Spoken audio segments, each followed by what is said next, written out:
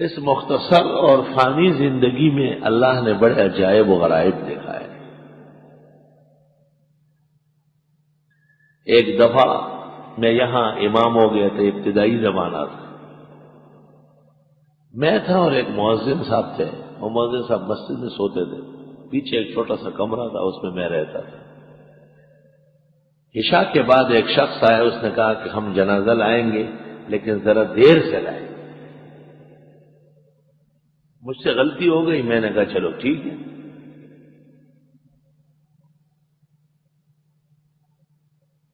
خیر جنازہ آ گیا رات کو 2:30 بجے یا 2:45 بجے،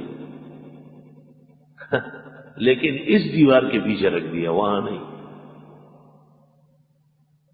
میں کمرے میں وضو کر کے باہر نکلا تو میں نے دیکھا کہ یہ تمام مکانات محلات جو ہے یہ سب لوگوں سے بھرے ہوئے ہیں، اور جنازہ کم از کم 20 گز لمبا ہوگا، اور اس کے اوپر سفید چادر ڈلی ہوئی ہے۔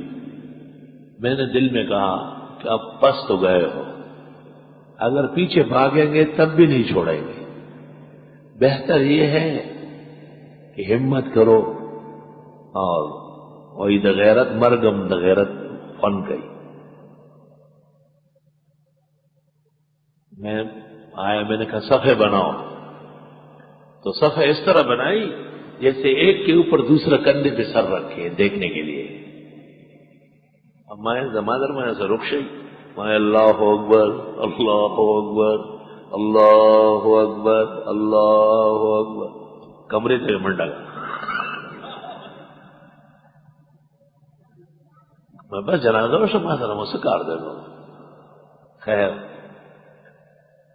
اب کمرے کی طرف میں کیا، کمرے کا دروازہ نہیں مل رہا، میں نے کہا دروازہ پیک کر لیا، کیا مصیبت۔ اور جنازہ انہوں نے ایسا اٹھایا نہیں ہے بلکہ جنازے کے نیچے ہاتھ دے کے ایسا لٹو کی طرف پھرایا، ایسا محلات کے اوپر مکانات کے اوپر جنازے کو ایسے جیسے کوئی بچے گیند کو مارتے ہیں نا، ایسا مار رہے تھے۔ میں نے کہا مارو نہیں، جلاؤ، اپنا کام کرو۔ صبح تک عجائب و غرائب نظارے نظر آ رہے تھے۔ تو بعض اوقات کسی خوفناک صورت میں بھی متشکل ہو جاتے ہیں، چونکہ معلومات مجھے ان کے بارے میں بہت زیادہ تھی، تو مجھے یقین تھا کہ زیادہ ضرر نہیں دے سکتے اللہ کے فضل و احسان سے۔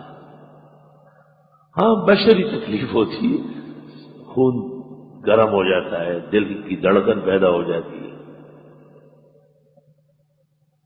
کچھ مدت جب گزر گئی تو ایک نوجوان آتا تھا کام کرنا ہے، محلے میں کہیں کام کرتا تھا، نمازوں میں آتا تھا، لیکن مجھے اس پر شبہ ہو گیا کہ یہ کوئی اور نسل ہے، وہ پریوں کی نسل سے تھا۔